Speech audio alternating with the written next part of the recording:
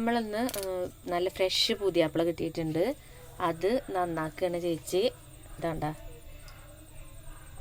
നല്ല ഫ്രഷ് പുതിയാപ്പിളേന് അച്ചപ്പോൾ വാങ്ങിച്ചു കൊണ്ടുവന്നതാണ്. ഇനി നമുക്കിന്ന് കറി വയ്ക്കാം. അങ്ങനെ പുതിയാപ്പിളക്കോര നന്നായി കഴുകി നുറുക്കിയിട്ടുണ്ട്. ഇനി നമുക്ക് കറി റെഡിയാക്കാം.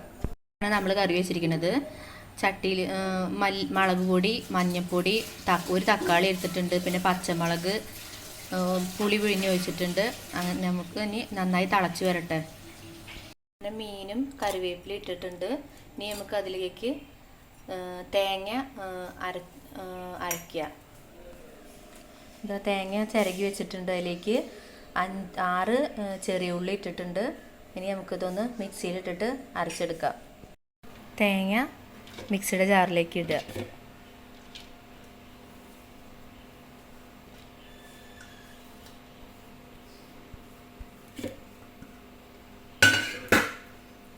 ഇനി അതിലേക്ക് കുറച്ച് വെള്ളം ഒഴിക്കുക.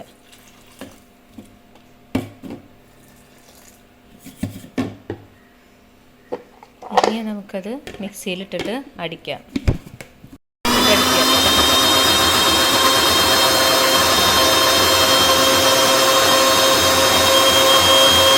നമ്മുടെ കറി തിളച്ച് വന്നിട്ടുണ്ട്. അതിലേക്ക് തേങ്ങ ഒഴിക്കുക. അരച്ച് വെച്ചത് പച്ച നാളികേരം അരച്ചിട്ടാണ് കറി വയ്ക്കണത്. പുതിയാപ്പിളക്കോരയാണ്. എന്നിട്ട് നന്നായി ഇളക്കുക.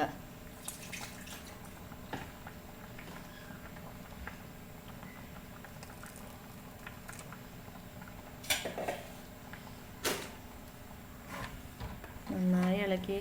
കറി കാണാൻ തന്നെ നല്ല ഭംഗിയുണ്ട് കാണാൻ. ഇത് ചോറിലേക്കും ഒക്കെ ഉപയോഗിക്കാം. നല്ല ടേസ്റ്റാണ്.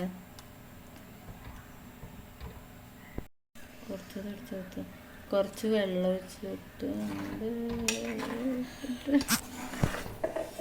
മൂത്ത് വരുമ്പോൾ വേപ്പിൻ്റെ ഇല ഇടുക.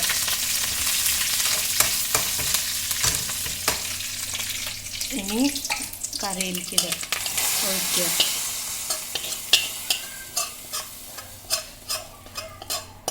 നമ്മുടെ സ്വാദിഷ്ടമായ പുതിയാപ്പിളക്കോര കറി റെഡി ആയിട്ടുണ്ട്. നിങ്ങളെല്ലാവരും ഉണ്ടാക്കി നോക്കി നോക്കുക.